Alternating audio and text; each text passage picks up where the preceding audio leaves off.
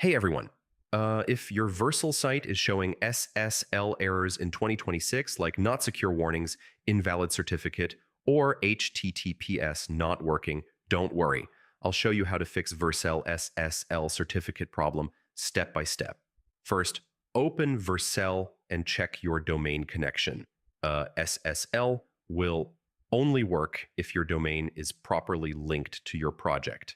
Next, wait a few minutes after adding your domain.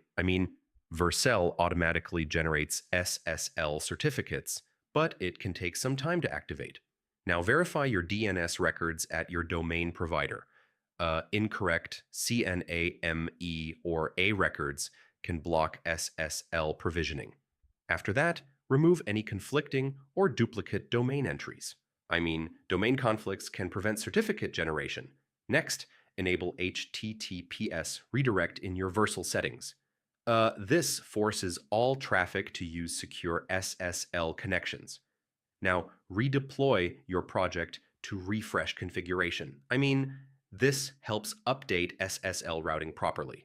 After that, test both www and non-www versions of your domain. Sometimes SSL is only active on one version if not configured correctly. Finally, clear your browser cache or use incognito mode. Old cached SSL data can still show security errors.